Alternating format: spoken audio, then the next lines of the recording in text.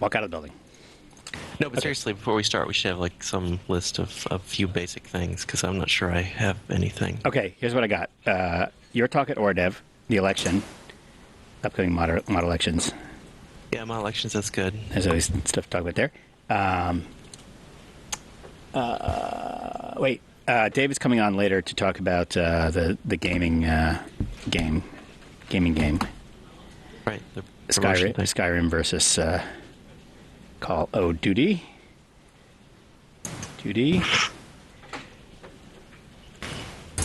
And we're going to take all the questions from the audience. That's going to be Alex's major accomplishment today. Is he's going to figure out how to get at least one person from the live audience to somehow Skype into this call and ask a question. Ooh, that sounds risky. Okay, and the other thing is I really have to finish. I have to finish at like 10. That's okay, because we have nothing to talk about. This should maybe a shorter than usual podcast. That would be good. Yeah. No problemo. Because I have just 1 hour to pack all my crap up. Yeah, and this is my normal lunch period anyway. Well, we can talk about packing for an international trip. Okay, that's good. You might have some good advice there. Packing for... I remember I asked on the fake travel site about that. Or you told me it was fake. biztravel.stackexchange.com.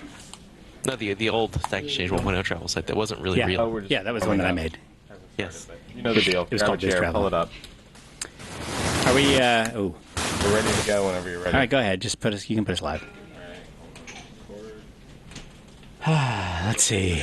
Okay. Are we live? Are we recording? I mean, we are recording, and just as we get started, this is going to be kind of a. Again, should I go with cold start or warm start when it's like a warm up kind of? It takes forever to get started. It's a warm start. Just start. It's better to have a rolling start. A rolling start. Wait, Punyan We're live, Punyan everyone. is making quotation marks there. Hopefully this works this week. We changed up all the hardware, so hopefully there's no robots, because it's all like analog to the digital interpasses. Okay. Now, and things. Now, I just need to tweet to say that we're okay. We're live. s.tk/live stream. And you can. What's the short URL for chatting? Live chat. We will be taking questions from the audience today. You see, because our special guest who was supposed to be on this week had a schedule conflict with our schedule conflict. We had a bigger schedule conflict than he did. Yeah, it's my fault. It's okay. It's all right. Okay. He'll be back. I blame the Scandinavian Air Service.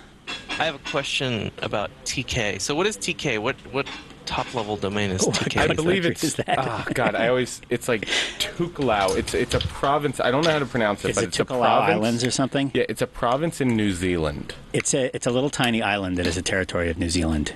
Yeah, Joel should know all about it. So it's not like Libya or something else kind of quasi-evil, right? No. It's not like Libya or Although, Syria. according to Wikipedia, it is used for like spam and viruses frequently. Because they give them. So the way it works is that anyone can actually get a .tk domain for free, and because they want it to be like the short URL for everyone, so you could get like Jeff.tk. But if you want like super premium ones, which are less than fewer than 3 characters or anything that's a trademarked brand, you have to pay for it. I see. And we have s.tk. Yep. Okay, that's pretty sweet. Okay, we need to tell the people that Moot has been delayed. Been delayed by 2 weeks. Yes, 2 weeks. So if you were here for him... 3 weeks? Yes. 3 including this one. So if you are here 21 for days him, from today, he will be on. No, I thought 2 weeks. Oh, really? Dave is next week. Yeah, and then we have a blank week? Well, yeah, I wasn't sure if you wanted to do one because it's Thanksgiving week, so we can decide if we're doing one or not. And then that week after Thanksgiving, Moot. 4chan. This isn't actually going on the podcast, right? This is where the most boring podcast I mean, this is ever. recording. We're going live to the chat room. It's a podcast. It's fine. Okay, I'm just trying to warm up the Twitter. And by the way, if you were for the 15 people that are actually watching this live right now, we don't really have a topic for this because we sort of threw this together at the last minute, so we don't have that much to talk about. So if you have something to talk about, go in the chat room and start saying, "I would like to talk about X," and then get your Skype ready, and we'll call you. Yeah, put your Skype in there too. Put your Skype name in there and so forth, and we'll try to get somebody live from the live studio audience. As if this is just a radio call-in show, you'll be obliged to say, "Long-time listener, first-time caller, love your show," at the beginning. So Jeff, you're packing up to go on a trip. Yes. So you had international trip recommendations, Joel. Oh, yeah. Well, okay, so first of all, I need to know what airline you're taking and all that kind of stuff, where you're changing planes. You're going to Malmo, so that means you're probably flying to Copenhagen. Yeah, that's right. And I go through London. Yeah. That's a good choice. What airline? British, I hope. I think British Airways. That is a good way to do it, because if you're arriving at Terminal 5 and leaving at Terminal 5, you're going to be a very happy camper. Yeah, it's British. It is Terminal 5. Okay. It is British Airways Terminal 5. That's what I would have recommended. Okay. Well, travel experts in Malmo hook this up, so yeah, clearly they meet your bar for being travel experts. Yeah, but they don't meet the bar for loyalty to their own nation's airline, but that's okay. Well, to me, the important thing is that I get there and, they're able to... Yeah. And you're giving a talk. So Uradev is Ura is the body of water in between Copenhagen and Malmo, I guess, or something like that, which are connected by the world's largest bridge between Denmark and whatever it's called. Let's go with Sweden. And so the whole regional area has this regional software developer conference called Uradev, which is awesome. And Uladev would mean developers drinking beer in any of those Scandinavian languages, but it's not that. It's not beer. It's Ura. Also, eels, apparently. They have the same word for eel and beer. You have to know from context, because sometimes you will find yourself eating, because they do eat eels in Scandinavia. So, Joel, I have a question. Yeah. How many? What's the currency there? Is it kronor? Is that correct? Yes, and they have a different kind of kronor for both countries you're going to. They each have their own kronor country. Oh, yeah. Wow. No. The Scandinavians were smart and did not get into that scam. I guess I'm guessing they're kind of pretty happy about that decision right now. They sure are. Yeah. So how much kronor do you think I'll need? Okay, so here's the trick. Well, actually, how are you getting from the airport to Malmo? They recommend taking the train. They Okay. said definitely take the train. Definitely and actually, take the train. I do want to complain again, because we had way back when we have Dev Days in London back in the day. Yeah. I made that mistake of taking the cab, which was From literally Heathrow. like $120 Yeah. to get from the airport to where the heck it was. And they used up all your money. And Joel, apparently Joel had told me, I don't remember this, but Joel had told me to take the train. So Well, I told apparently somebody. I'm not repeating that mistake, because they said don't take the cab. It'll be 4 times as long. The train is super awesome. However, you will get there. You'll get to the train station. The train station is right in the arrivals. You get in the arrivals at the airport at Kastrup, which is the Copenhagen airport, and then you just go downstairs, and that's the train station. Or actually, you go not even downstairs. You just go to the north part of the airport, and there's a train station right there. And here's the trick. There's a whole bunch of ATM machines that'll sell you tickets, and you're like, oh, this is an awesome idea. I'll go to the ATM machine, no line. And you get to the ATM machines, and they don't take American credit cards, which is my favorite question on. It has to be a chip and pin credit card, which we Americans don't have. That was my famous question on was it travel or Money.Stack Exchange. The only way to get a chip and pin card is to buy this expensive prepaid thing from TravelX. So but you can use an American credit card if you just go to the counter and buy a ticket. So you're going to have to go just go straight to the line and say, I need a ticket to Malmo. I guess you can just get a ticket directly to Malmo. Yeah. Using my stupid insecure American credit card. Right. I am bitter about that, because having read about that, the chip and pin system does seem a little bit superior. Yeah. It's like it costs like an extra penny. The fact that we don't have it is just really lame. The problem in America is that they don't want to replace the terminals that all the merchants have. Like, they all have these crazy, like every dry cleaner you go into in the States has this terminal that they got in 1975 with a 130 baud modem in it or something. That uses the phone line to dial up, and every single time they swipe a credit card. Yeah. Our children's children will be able to have chip and pin. Something nice like that. So, well, they might just skip. They might, whatever the next generation is, they might skip straight forward to that. There's this thing. Have you heard about this thing where you just walk into a restaurant with your phone, and and then you just say, I'm the guy that just walked in with a special payment option, and they give you stuff?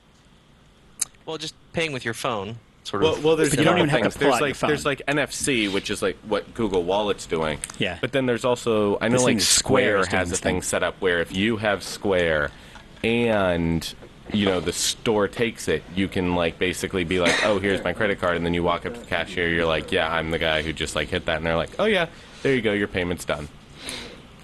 I have to plug this famous IBM commercial. I don't know if you guys remember this. This was, back in the first .com era. But it's sort of a shifty-looking guy walks into a store. He's in a trench coat. He looks a little bit like one of those baddies from The Matrix. He's just grabbing stuff and putting it in his jacket, eating it, drinking it. And he just walks out seemingly without paying. And then the security guy stops him, and you think it's going to be like a big security thing. And he's like, oh, here's your receipt. Because it was all automatic, you see, like as he picked up the stuff, he just magically paid for it. It's like, this is the future. It was pretty cool, actually. That's kind of what the Apple Store is like. They did just launch their new like app where you can just order. You can like order it through your iPhone, whatever you want through your iPhone, and then it's ready 12 minutes later. Yeah, and you just walk in. But they were saying for you it. just walk in. Yeah, I don't even know if you sign for it. I think you walk in and you take it. No, you have to sign for it. Okay. All right, so that must You be should why try they... that, Joel. Joel, you should try to just walk into the Apple Store and start taking things. Just walk out. It's like, this is the future. I was told this was the future. I bought it on the internet. That's right. So, going back to travel recommendations, as far as like what stuff I should take, this is only a 4-day trip, so it's not like I need to pack. That's true, but it is pretty cold there. Yes, And- I'm bringing my heavy jacket. There's no, if I remember Oradev, if it's still at the same convention center it was when I held it, it's kind of a walk from the convention center to the hotel. Mm-hmm. And it's kind of cold there. And you want to walk because it's fun. It's like, hey, I'll check out this little town, even though it's kind of an industrial part of it. But you will be outdoors more than you'd think. So get some pretty warm clothes. Nothing can be colder. The coldest I've been was we went to Montreal for CUSEC. Oh yeah, CUSEC. Yeah, the Canadian students. It was like unnaturally warm. We're like, wow, it's cold. They're like, no, this is unnaturally warm. Right. This is unbelievably warm. Right. And then it's only minus 100. Yeah, the last day or two it got really cold, and it was just bitterly cold. It was just brutal to be outside. I had forgotten. I don't think I'd ever been in cold like that, frankly. Right. I don't think it was debilitating to be outside. That is, to be fair, CUSEC in Montreal or whatever it was, Toronto, who the hell cares? One of those places was the coldest I've ever been in my life. Were you too? It was so cold. Yeah. I remember. I had to go out. I don't remember why I had to go out. I had to go to a tailor for some reason. Like I might have not had. Did you have to get a pants. tuxedo at the last minute? I had to go to the tailor. I had to go to a tailor, and everything else in Montreal you could get to through the little underground tunnel, the little termite leftover thing that they have, the termite people, and you don't have to go above ground for a lot of the retail areas, but the tailor I had to go out for 1 block, and I just remember my eyes freezing, like feeling like, oh shit, if I don't put my hands over my eyeballs, they will freeze into little ice cubes. Yes, it was physically debilitating to be walking down the street. It was just shockingly cold. And we were just spoiled because when we got there, like I said, it was really warm. We didn't know. We're like, wow, this is cold. But they're like, no, this is not cold. Yeah. So yeah, hopefully it won't be that cold is my point. I don't think it's quite that cold. It will be. The forecast is fairly reasonable. I did check on the internets, and it seems cold, but not bitterly so. Right. So now, I'm as trying. far as power adapters, Joel, Okay. anything to say there? Yes. So you're what you need is the little thing that has the 2 round plugs for Europe. It's sort of two cylindrical plugs that are horizontally arranged, as opposed to the 2 flat ones that we have. Well, I have the UK one and I have the New Zealand one. Those aren't going to work. Nope. Nope. Nope. Europe is different than the UK. Fortunately, since I assume you're not taking anything but electronics, like you're not taking your hairdryer with you, right, Jeff? No, they have a hairdryer in hotel rooms. Yeah. Well, I was going to say, fortunately, pretty much any electronics power supply these days will do anywhere from 100 to 240 without a problem. So Right. you don't need a converter, just the adapter. Yeah, Joel taught me about that the last time when we went to actually for Dev Days. I learned that it's just the plug. Basically, most adapters can sort of deal with the different Right. voltages or frequencies or whatever it is. Yeah. So And what I do to avoid packing a lot of stuff is I sort of rely on USB to charge my phones and all the small gear off of a computer. So really, I just have the computer plugged in with my regular power adapter, and then I get the one thing. But any airport will give you one of those. Yeah, I'll just probably pick that up at the airport. That was the other recommendation. Shape transformer. Let's see. I'm trying to think about what else. What else is good, important stuff? Oh, you got your passport?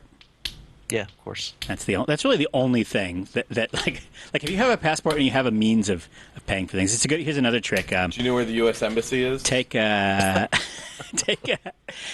Right before you leave, use your phone to take a picture of your passport, and then if you ever lose your passport, you've got a picture of it.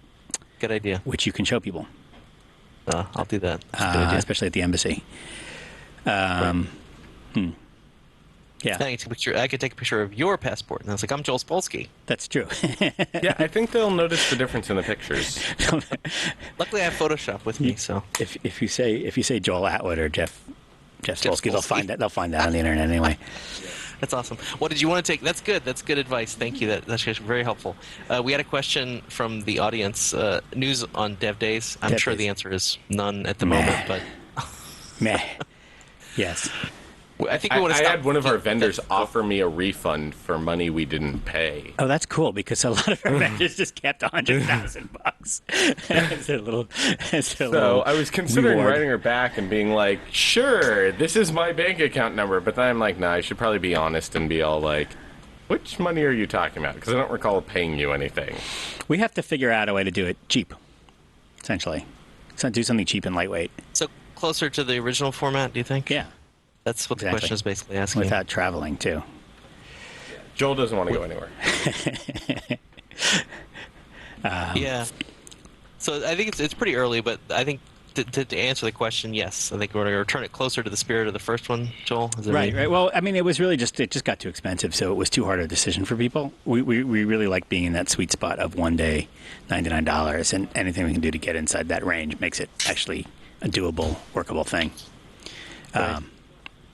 We also should get our act together in terms of the meetup programs we were going to do. We talked about that, didn't we? We'll work on that. By the way, I'm assuming we've considered the podcast to have officially started at this point. We're not just babbling.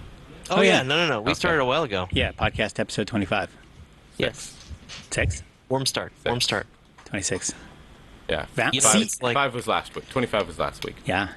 By the way, so this was pointed out to me right before we started, but there's a great Twitter status that I will paste into the chat room right now. There it is. Basically, that the Stack Overflow moderator election pitches are way better than most of the pitches that we see in real elections. Yeah. Now, of course, this is a person who's got like a little Charlie Brown with square glasses kind of icon. But on the upside, there's also no smear campaigns either. Not yet. Well, yeah. If anybody wants to call in to smear their, so that leads us to. Oh, this is a person in Denmark. Maybe he'll come see you at Oridev, Ori Mas. Yeah, elections are going on. I guess I can cross that off. So yeah, I was just giving you an amazing transition. That was a great segue. It's called segue. Yeah, we've got more moderator elections going on Stack Overflow. So in all these years, Jeff, we never really found any other site that actually has elections in any way, shape, or form. It's pretty rare. It was really shocking, and I'm going to have to call, as much as I like him, Clay Shirky out by name, because I've mailed him several times about this, and I can never get a response. Yeah, you're just refusing to tell us. There's got to be history to this. Like, I refuse to believe we're the only site that sort of has regular election processes on our community sites, but it's really, really hard to find examples of this. It's so They're strange. Really rare, a lot of those really sites, like here, let's look up Stacy. And actually, if anyone on the chat or anyone listening knows of any sites that sort of hold elections, because I was looking for prior art on this to figure out, like, how should we be doing this, and I was shocked to find that I couldn't find hardly anything in terms of prior art and history of other sites doing this. But I know it has to be out there.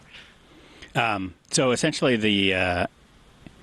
let's see, Occupy Wall Street. I'm sorry, Google is coming up with nothing. It's a lot of Occupy Wall Street crap. Yeah, as soon as you type elections. Yeah. Sorry. Well, just it's stuff like I did, like moderator elections, stuff like that. What's weird is that the early bulletin board systems that they had, Echo, Well, what else was there? The Well and Echo, I think, were probably the two of the earliest, were very weird kind of 70s, like whole earth catalog. What's the word I'm looking for? You would think they would be way more democratically oriented. right? Like they were kind of utopian, like they were like little kibbutzim on the internet, and so you'd think they would have elections or something of some sort, just to keep themselves amused. Actually, you know what the truth is? When you go far enough back, people are paying for their presence on those sites. The behavior was much, much better because for one of two reasons. Either because, like on Echo, you're paying for your account. You're not going to behave badly because you will get your account taken away. You will not be allowed to get on it anymore unless you can come up with a different name and rejoin with a different identity, I guess, and a different credit card. And so people's behavior was, I think, probably a little bit better then. But also some of the early chat rooms were all on Prodigy, that crazy dial-up service that was it was a joint venture of IBM and Sears, and they hired companies to moderate the chat rooms. Like they just actually paid entire companies full of people who would sit there and maintain decorum in the chat rooms. Well, if you go to any sort of random PHPB forum, you will see moderators. There's definitely moderators there, yeah. But I think the way almost all sites tend to do it is they just sort of anoint people. They just sort of see there's not a formal election process. They do pick people from the community, but it's not this. Yeah, it's the people that are there. Election. It's just, okay, here's a guy or a gal who's on the site all the time and is known to be the source of a lot of high quality information, and they sort of just anoint them or email them, and then that's it. They just get the position. And it's the people that are there 24 hours a day. And to be honest, I mean, we did do that at the very beginning of Stack Overflow, did we not? Sure. We just sort of randomly picked people. I remember doing that for Server Fault and Superuser because we didn't. The catch-22 is when you're starting a new community, it's hard to find those people. And we still have like pro-tem, like we temporarily nominate pro-tem moderators from the new Stack exchanges before they have elections. Yeah, we do, and we pick based on a certain patterns of activity and gut feeling as well. But there are certain things we look at. And one thing we should mention for this election, we are refining the election process as we go. We're learning a lot about why elections work, how elections work. Certainly one of the things we learned is the site does have to be a certain size to even support an actual election. We try not to hold elections on sites where we pretty much know the election's going to fail because not enough people will, A, nominate themselves to be elected or B, even vote in the election. Mm-hmm. Yeah. It takes a certain level of participation to even get there. Yeah, it's always embarrassing if you hold an election and the number of people who nominate themselves is the same as the number of moderators you wanted to choose. We've been close to that on a few sites, and Rebecca's done a ton of work on this and really knows the most about it.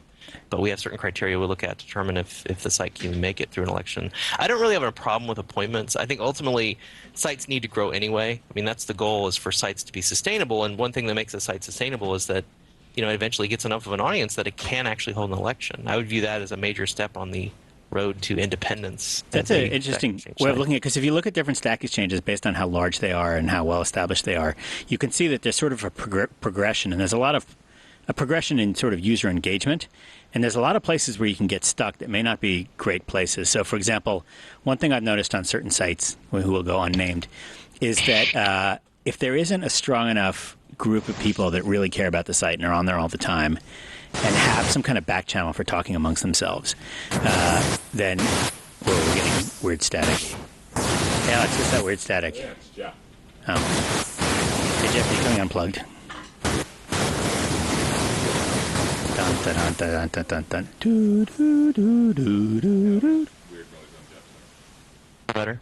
A little bit. Wait, say it again. Is it better now? Now it's better. Okay, sorry. I actually printed something, but thought I was muted. Sorry. Oh, that was printing. My fault. Yeah, that was printing. But I didn't physically mute. I just hardware muted. So it just sounds like as well. What's the word I'm looking for? What were we even talking about? Elections. If you have reaching the threshold for elections. There are a few sites where what happens is that you start to get behavior that's borderline. And I don't mean behavior. I really mean like people start posting questions that don't have answers, or conversational questions, or they start to drift off topic. Like they start talking about, let's say hypothetically that it was a site about startups, for example, and they start talking about getting jobs, which is not really on the subject. And by borderline, I mean it's not like they went on to the site about startups and started talking about broccoli, because everybody understands that broccoli is off topic for startups. unless you're a broccoli farmer. But it's the stuff that starts to feel like a little bit borderline, and because it's borderline and nobody can agree, and the people that have clout are not talking amongst themselves. There's no meta, there's no offline, there's no concept of moderators yet, or there aren't very many moderators. That stuff just gets left around. It's like, well, let's just err on the side of liberalism. It must be okay. And that's sort of a broken window phenomenon, which is that attracts more of those similar posts. And pretty soon you have a website where all anybody wants to talk about is how to divide up the equity in their startup, even though I already wrote the damn question about how to divide up the equity in your startup, and stop asking that one. Yeah, I hate to keep harping on Reddit, but having spent time on the Battlefield 3 Reddit, I realized that Reddit is a little bit of a broken system too, and that they get tons of repetition. Like on the Battlefield 3 Reddit, so there's this. Okay, to give you a specific example, this happens many, many times. In Battlefield 3, one of the key things you're supposed to do is spot the enemy. Like when you see the enemy, you press a special key to spot them, so that then whoever, as long as you have line of sight to that person, you'll see them, right? Like even if you didn't see them, they were in the bushes or whatever, you'll sort of see them now because they're lit up on the radar. So it's very essential. So like every day, somebody posts like a little helpful thing. It's like, you got to press Q. Everybody needs to press Q. And it's like select on the Xbox or whatever. Right. And like if you've been on the site for more than 3 days, like you're really sick of this. Because, look, I know about Q. I've seen it. I don't need to hear about it every freaking day, right? But repetition is, like, endemic there. It's really bad. And did you know there's also a meta on Reddit? The theory of Reddit? Oh, you mean it's for which the I had whole never found before. Reddit? Yeah, basically it's like, okay, all about how Reddit is supposed to work. I got to see this. Reddit. Yeah, one of the things they're thinking about outlawing, and I think they probably should, is image-only posts. Although it's tough because you have a whole site that's built on predicated on the whole site is predicated on links to other stuff, right? It's not it wasn't built as you post your question. You can do that. You can actually have what they call a self-post, which I think is some of the best posts on there. Yeah, and then it's more like a forum, actually, where just somebody... It's more like a Q&A site. It's more like what we do, actually. Yeah. But this idea of this hybrid system where half the time you're posting a link to something else and half the time you're posting, oh, here's my thoughts on why support class should be changed a certain way. It's an uncomfortable mixture, which is something you brought up, I think, on the last podcast. Of what's difficult is sort of this mixture of these two systems. I'm trying to remember what I brought up is that when you try to mix things that are quick, little morsels of M&M yumminess with something that you have to read and think about, you don't catch the right people. Yeah. It's not a comfortable mixture. It really isn't. People don't want to switch between those two modes. So a lot of times I'll see something that I know I really should read, but I'm looking for funny ha-has, like I got 30 seconds before lunch.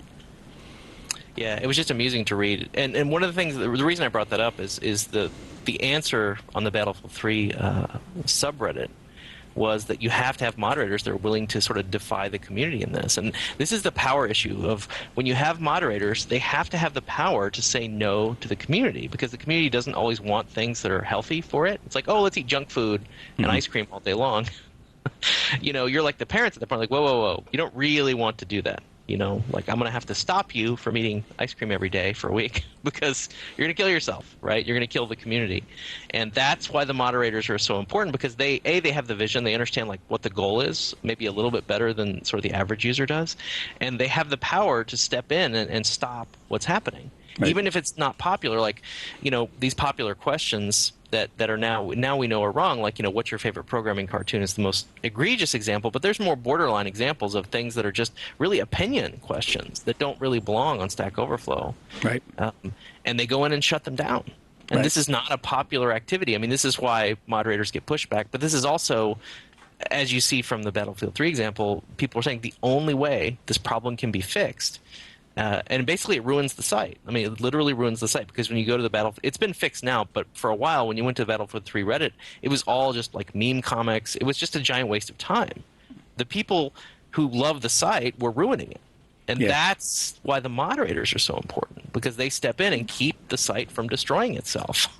I know it sounds crazy. It seems like, oh, you can just fix this with software. Just build the software in a way. But I don't know if you really can. I mean, you can build the software in a way to make it harder to do that. But for people that really want to do this, like they're going to find a way to post their image macro. They're going to do it, and people are going to upvote the crap out of it. It's just the way the world works. They've been in years and years on Reddit of a problem that the way the software works is the more votes you get, the closer to the more likely you are to get on the homepage, and the higher you are going to be on the homepage, and the higher you're going to stay. And that means that the posts which are the shortest, the easiest, and the fastest to absorb get you back to the site voting most quickly. And so an image is always going to get a lot of votes because it takes 3 seconds to review it. And if you put some kind of Joel on Software article that takes 6 days to read, by the time that people get to the end, that they're not going back to Reddit to vote. And they're going to get far fewer votes. Far more people will drop out during the act of reading that and not come back and vote just because it's taking too long. And so there's an automatic bias on a voting system towards the things that are fast. And it's not wrong. I mean, this is the way they built the system. And to be fair, we have the same problem. We do. The we really have a simple duplicate questions get upvoted crazy, even though they really shouldn't. They should be closed as duplicate of the canonical. What I've noticed is really interesting. David, is your mic on? David's there. On StackExchange.com, the popular questions page, what I've noticed a lot is this phenomenon of a question where everybody knows the answer gets on StackExchange.com.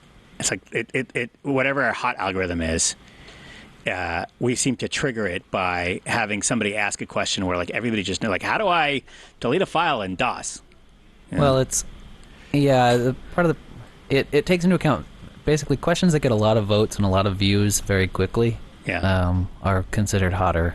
So I think with that, it's sort of, you see the question title and you're like, ooh, I know the answer to this, and then you click it, and so it gets a view, and then you see the answer and you're like, oh yeah, that's the right answer, and you upvote it. Answers there. Yeah. And then so if it gets that stuff fast, then it starts showing up on the homepage, and then gets more views from that. And then So that's a hard problem to fix. Everyone has sort of this idea that there's like an ideal, really technical, really interesting question that should be posted on there, but like detecting that algorithmically is just very difficult. Right. Because usually that question is indistinguishable from 10,000 other questions that are way less interesting, but got 7 upvotes and 100 views, and just from the data's perspective look exactly the same. I'm trying to think. Like here's a what is the first day of the Star Wars Advent calendar? And this is, believe it or not, this is not on Sci-Fi. This is on Lego. What is an Advent calendar? All right, so this is, for whatever reason, doing really well. Using a calendar as a desktop wallpaper. That's an Ubuntu question.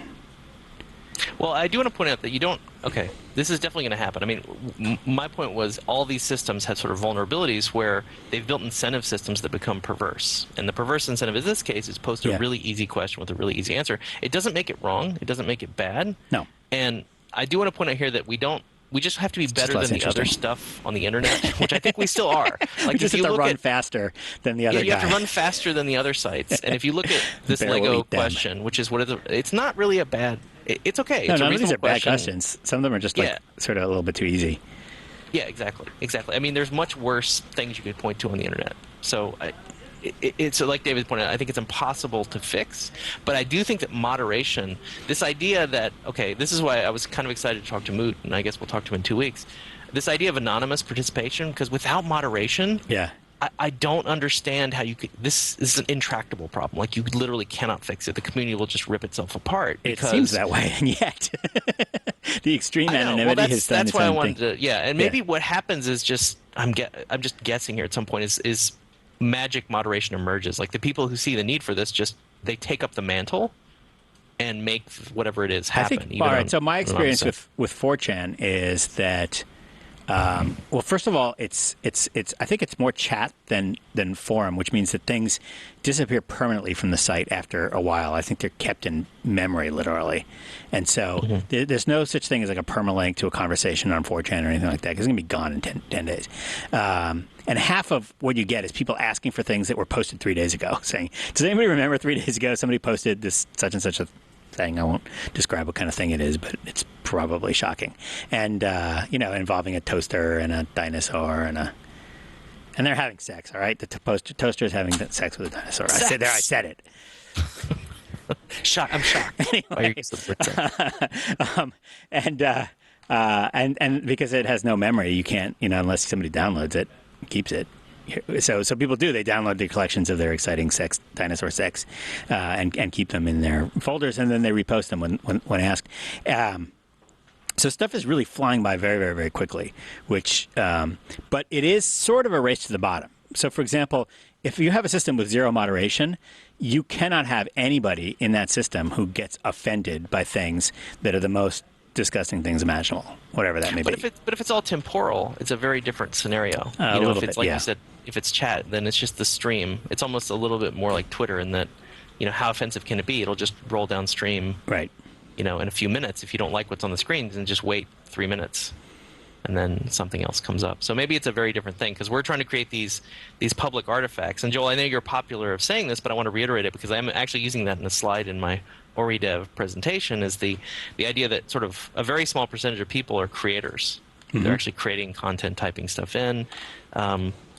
All you really need to do is satisfy those people, you know, and then the people that are passively participating just need to get enough benefit from sort of drive-by participation, which is a much lower bar. Right. So maybe that's the other reason is when it comes to moderation, you really just need to keep the most active participants happy. And that's really right. that's fair because that's where your moderators really come from, right? The most active people, some of them want to become moderators to help curate the information, but you're creating these permanent artifacts that are going to be around essentially forever, Yeah. ideally, right? I mean, like the top question is the mathematics of Tetris. That hopefully will be good forever. Yeah, that'll be around for a long time. Yeah. The Tetris isn't going to change. Math isn't going to change. And that's always going to be interesting to somebody who wasted 10,000 hours of their life. How long does it take to become an expert at Tetris? Because he even used different colors. I didn't know you could do colors in LaTeX or whatever with the math jacks. Wait, I want to see this now. This sounds really good. The math. It just uses different colors. That's not shocking. It's just unusual to see colored text on Stack Exchange because we obviously do not allow that normally. Oh, yeah, look at that. I didn't know LaTeX had colors. Yeah. I guess they must, right? I mean, this shows how long it's been since I used tech. Was when there were only black and white laser printers, and there was never any belief that you could ever have colored text. That's because right. then how would they print it? It would be like, what? How would you print that? That's impossible. Yeah. I had a weird experience. Somebody who hung around with me when I was 18 put a bunch of pictures up on Facebook from when we were 18, and I'm looking at these pictures and thinking, wait a minute, did they have cameras then? Like I couldn't figure out how there were pictures on the internet of me when I was 18. Just a little mental gap. It's very, very, very high tech. We'll put one in the show notes. So the Stack Overflow election. Part of a lot of what I've been saying is just to reiterate, like everything I've learned in the 3 years I've been doing this has taught me that moderation is incredibly important. Like having good moderation, having a moderation plan, having a moderation strategy, having a way to vet moderators and bring them in the system. And this is a lot of what the community team does, what Robert Carteno's team is sort of teach the moderators, train the moderators sort of the culture of like what we're trying to do with the Q&A and making sure that, you know, they understand it. And they usually do, to their credit. Usually these are people that really get it. They get the mission and understand we're trying to create, you know, people who love a particular topic. We're trying to create these permanent artifacts on the internet that are actually useful and helpful and alive. You can edit them, right? And make them better and retag them and all that good stuff. But one thing we have noticed is that another perverse incentive, the election system accidentally was biased towards people that had a lot of reputation. So what we saw, and this is actually, if you go to Meta, I can't look up the post right now, but somebody statistically proved it, that the votes strongly correlated with the amount of reputation the candidate had.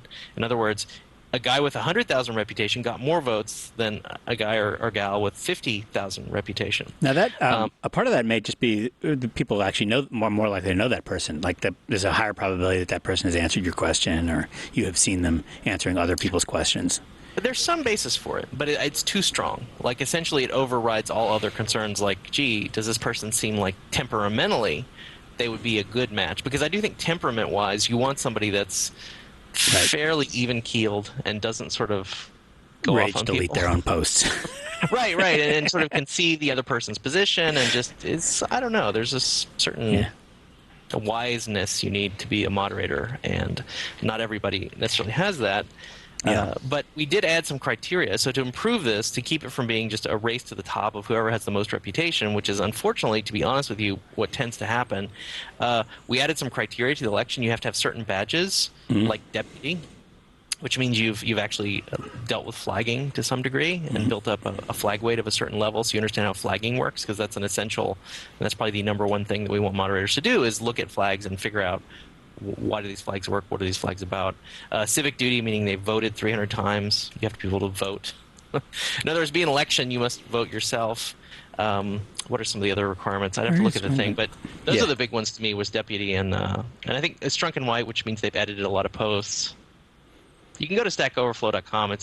There's currently a banner. StackOverflow.com/election is the site. There's also, I just discovered this. What the heck is this? Elections.stack. Oh, meta participation. How can I forget that? Okay, of course. The most important one, well, maybe not most important, but equally important, is you've actually been on the meta. Because meta is the governance site, right? Like, we had a lot of people sort of running the election that they had never touched meta. So they'd never engaged in any conversations over how the site should work.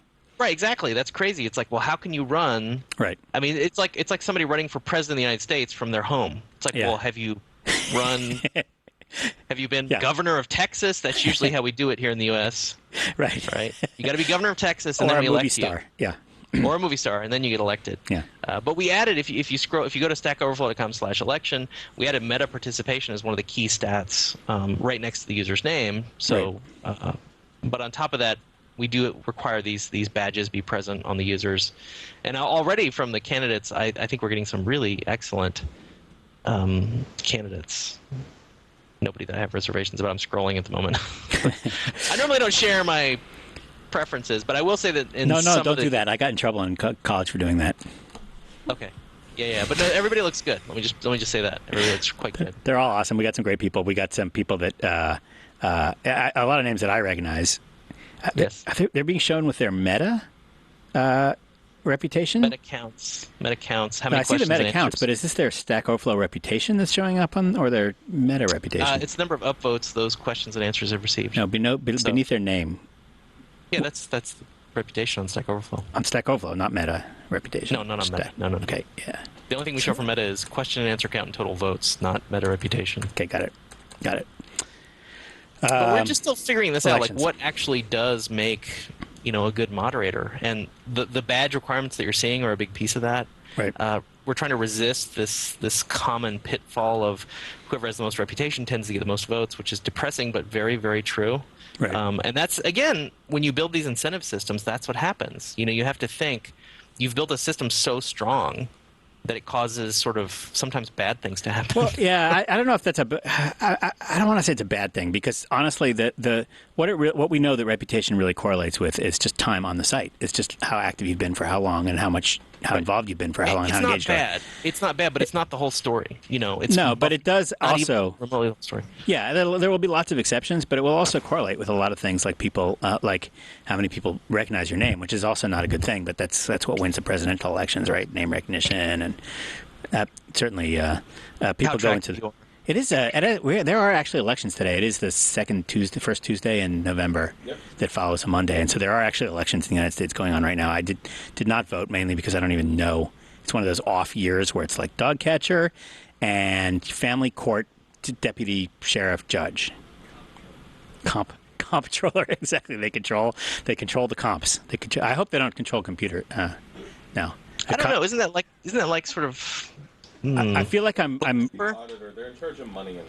I feel like I'm neglecting my duty by not voting today in elections that I don't know anything about for candidates that I've never heard of, because I would just go in there and I'd be like, yeah, that guy sounds good. Yeah, no, it's better to Just gonna not. vote for If you don't know what is going on and who these people are, it's better to just not vote. It's better just to leave it to the professionals who read the newspaper every day and listen to WNYC, NPR, and know who to vote for. Yeah, because they've listened to the 4-week-long series leading up to the elections that Leonard Lopate has done, talking to all the candidates and asking them questions about all the issues that are important. So the people that listen to that go vote today. Awesome, they get more. Their votes are worth more because I opted out. everyone else just do what you do every other election. Stay home. Yeah, or just go. That's and good just advice. Vote, Good advice, vote the Alex. whole Democratic slate. Click. Do click. what you usually do. Vote in the Stack Overflow election where I actually know and care about the people. That's right. I'm looking at the Wikipedia entry for comptroller. Apparently, it's supposed to be pronounced controller, which doesn't make sense. Also, the Jimmy Wales faces are back, so I just want to warn anyone that is scared by the face of Jimmy Wales that Oh, not to go to Wikipedia for a this few is months. like the public radio, money drives. Yeah, it's like you have to stare down at Jimmy Wales. He's staring into your soul. Last topic for today. We got David on here. David, you're doing some kind of a Skyrim, all right, some kind of nerd gaming. Kind of nerd off. Yeah, well, Tell us I don't know about about nerd off, but So so we're doing this promotion on the gaming site. So basically, so we've done this in the past where we did a little bit of an event around game launches because we know that gaming's a little bit unique from our other sites and that it has these big releases fairly often. And the cool thing about new releases is that nobody ranks for those Google search results yet. And there's a lot of information that's just not on the internet. So turns out we're really good at kind of getting that information up quickly and answering people's questions as soon as they get the game. There is, like, whatever game just came out today, if you ask the question about why, like how to get past level whatever, that question is not on Google yet because nobody's gotten to that level yet. And so if we can get an answer in there, Google indexes us frequently, we're very likely to get a lot of, we'll get a fairly canonical answer for that.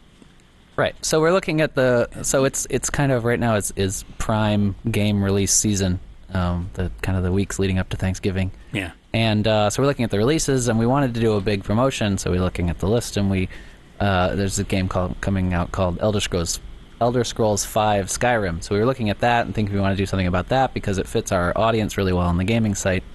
Because it's a piece. It's on all platforms, but it's mostly PC, and it's kind of an RPG, and that's what the people we have tend to play. Mm-hmm. So we were planning on doing a thing around that, and it was actually Sean, our new designer, who really challenged me on that and was like, this is ridiculous. Call of Duty is coming out the same week, and it sells 100 million times as many copies.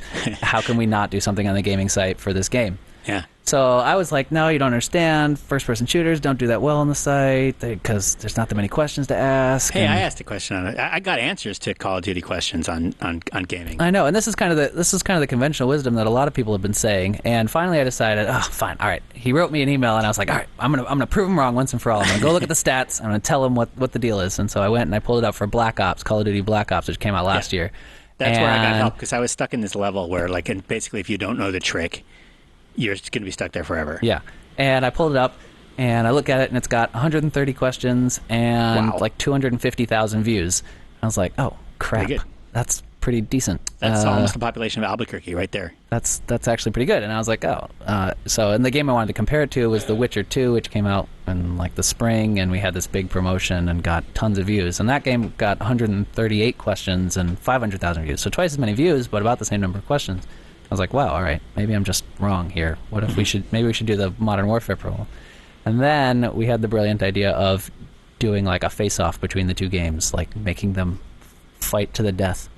So that's what we ended up with. So the promo is Skyrim versus Modern Warfare 3, and you can go there, Skyrim versus VS MW3.com, or just go to gaming.stackexchange.com and you'll notice it right away. We've done the whole, like we've changed the whole background image on gaming.stackexchange. So it's pretty cool. We got this really cool design from Sean again, and we changed the background on the gaming site. Nothing else because we didn't want to go too crazy. We still wanted to feel like the same site. Like, we didn't want people to be confused. But there's a site message. If you click that, it'll take you to the event site. It launched last night because Call of Duty came out today. And so we're doing this big event, this big contest around it, where we're trying to see which game gets the most views on the site.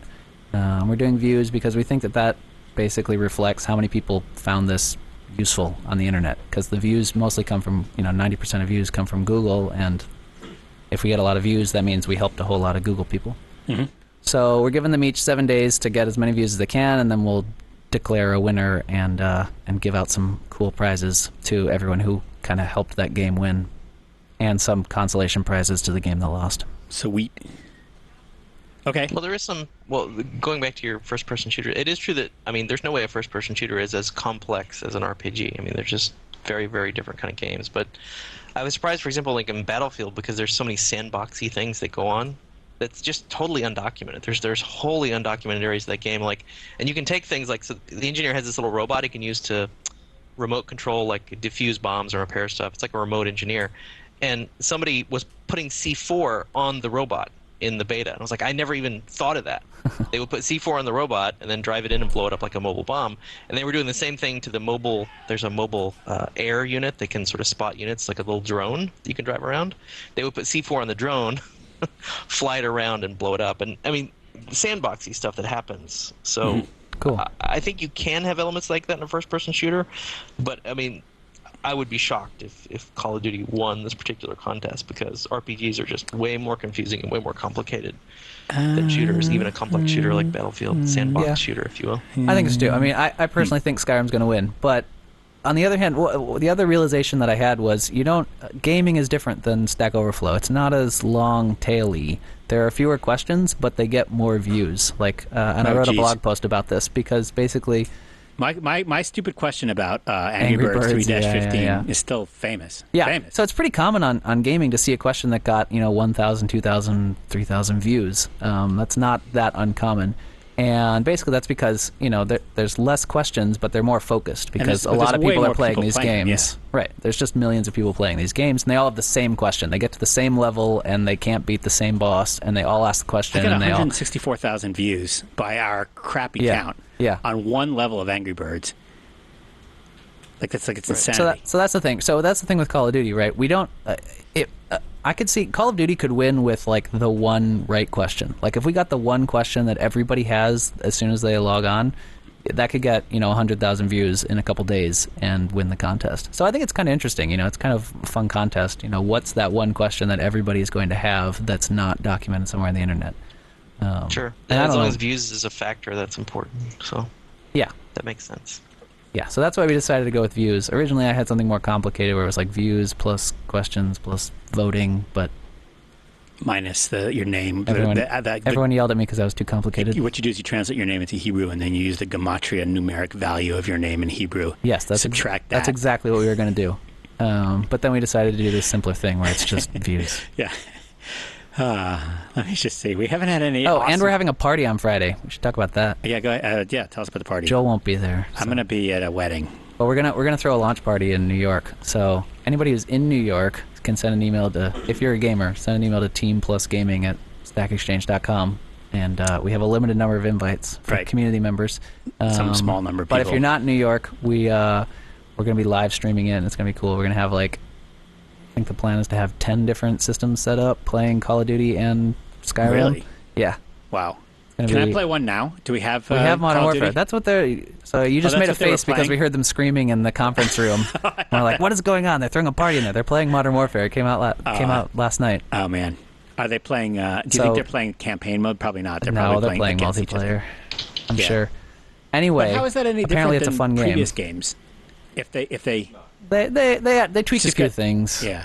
I mean, it's basically the same. It's just the next iteration. I mean, the last game came out only a year ago. How much could they have changed in a year? So it's not that much. It's just they tweaked some things, they fixed some things, they added some new, cool, special. So the big thing in the last one was the kill streaks, right? The more kills you get in a row without dying, you unlock superpowers, basically. That's where you you get you get this one thing where if you got 20 kills in a row, you're all of a sudden you can activate this thing where you're flying around in a helicopter shooting everybody from in the helicopter, and nobody can shoot back at you, right? But it only lasts for a minute or two or something, so you get a whole bunch of kills. Anyway, that was the big thing in the last version. That's big again in this one, except they changed it to be point streaks instead of kill streaks, so you get credit for helping your teammates and stuff like that instead of just being a kill fest. Got it. Anyway. Very boring unless you're a video gamer. I'm going to go ask some questions. Well, I do play that game, but for whatever reason, I never play the multiplayer versions. I'm like I like to play the guy who only plays the campaign. What they call the campaign mode, because there's a story there and it's fun. Yeah. In the basement. Well, it's got a new campaign and scream at some 14-year-old. I played the first 15 minutes of it and it was fun. Yeah. I usually like the campaign, believe it or not. But the truth is they've just gotten too easy. It's just okay, kill them. I can make them harder, but then they just take longer. Well, one of the beefs with the previous on the Call of Duty Black Ops was the intro sequence, which is some historical segment where you're trying to kill Castro, some crazy alt-history thing. There's a video on YouTube of a guy, he never presses the fire button. He just watches the whole time, and he makes it through that whole sequence. You don't have to fire a single bullet. That's the criticism for some of the campaign stuff. It's basically a giant cutscene that, it feels interactive, but it's kind of a lie. That's why I like Battlefield, because it is a sandbox. There's 10 different ways to sort of, not in the campaign, to be fair, and the campaign has the same problems. Right. But in the multiplayer, there's 10 different ways to kill someone. If you're hiding behind a wall, I'm going to blow up the wall. Because I can do that in Battlefield, and you can't really hide, and the bots, and there's just so many different cool strategies. It's very sandboxy. You don't feel like you're trapped in a cutscene, basically. Yeah. Like, but the trapped in a cutscene feeling is not a good one. With the whole quick do you remember system. the original, like one of the very early Call of Duties? I don't remember which one it was. Maybe the third or the fourth. And this is a huge spoiler, but I think it might have been the first. Is this modern, or were they in World War II still? Modern. This is the first modern warfare. There's only 3, so this is Call of Duty Modern Warfare, the original one, which is Call of Duty 4, I believe, right? Yes. Technically, yeah. And can I do spoilers? Listen, this is the end of the podcast. So It's been a long time. It's been a long time, dude. I think I'm playing it now. Statute of limitations. It was the first video game I ever played where you just die, like you have to die. It was amazing. Oh, right. Do you remember? That was the first Modern I Warfare. I know didn't what play you're talking about. Yeah. I think. Oh no, I ruined it for David. No, but I mean, No, shooters aren't really my thing. I don't really play. I mean, I'll play them a little bit online, but I don't play through the this campaigns. one, like, no matter how you played it, you died, and you actually had the experience of dying. And because you actually controlled several characters, the game was able to go on. But it was really, really interesting. It was like, what the heck is going on here? That's like Final Fantasy VII for RPG players. Had the same experience. This is the biggest spoiler of all time. That's the first time you play all these they do that RPGs, all the and time it's now. Yeah. It's like your characters never die. That's like one of the rules of all these games, right? It's like if they It gets die, to the you end. just reload, or you know you just bring them back to life after the battle. Or But here it's like, look, dude. But this is one where like a character. That's it. Yeah, a character. You're dead. This was Final Fantasy VII. And character permanently dies, Yeah. and this was like a huge shocker for the entire That would be- gaming world. You It know, was also that's a like lady 2.5 character, men. which is Yes, it always was a very lady sad. character that you liked a lot, and she was very nice. It's like 2.5 And then men. she died. The main character. He just died. Hey, David, I played that game and I was a little glad that she died, to be honest. She was Found her she was a little annoying. Yeah, We she was a are- little annoying. I could see that, We but are it was reaching- shocking, right? I mean, Yeah, it was. It you didn't was. see it coming. Okay, so go to gaming.stackexchange.com and click on the link. We're kind of out of time because Jeff has to go to the airport, pack his bags, go to the airport. Right. So I'm going to call to a close. You've been listening to Stack Exchange Podcast, episode 25? 26? 26. Any other promos? We should just put up a sign with a number that I can look at anytime during the podcast. Do you want to just do a paper sign, or should we get like a really an nice LED monitor and? You know what? Go to Cinderella and steal the thing where you pull the paper tickets and they have an LED sign with a number. That's exactly what we need, is one of those signs that has a number for the fish store. You can get them on eBay. Okay. Yeah. So podcast 26. Let's go with 26. Jeff is on his way to Aura Dev in Malmo. Tickets might still be available if you're anywhere near the Scandinavia region. He's going to be giving a talk there with Mark. Is Mark involved in your talk, or is he just speaking at the Yes, same he conference? is. In fact, he's pretty much ghost giving my other talk. Awesome. It's a long So Mark story, Ravel is but- going to be carrying Jeff's water in One of the sessions. Scandinavia. That'd Not be the awesome. Keynote. Not the I wouldn't do main that. keynote. But it's a technical session, so it's actually better for Mark to go in depth with some of the stuff he's written. Great. So there's going to be like a very technical session and then sort of the general keynote session. And it is a new presentation, by the way, so it won't be the one you've seen before. So Oh, okay. That's impressive. I gave the same one for 4 years and nobody noticed. well, exactly. And, It's a lot of work putting together a new presentation, just FYI. next week, the Podfather. I was about to say Adam Curry. Dave Weiner. Sorry, the Podfather. Dave Weiner will be live and in the studio with us, talking about RSS, talking about identity. He's working on a spec. I hope he's still working on it. Some kind of spec for some kind of federated login identity. Who the heck knows, but it'll be interesting. And we'll see you next week. Yep, see you next. Bye. Bye, everybody.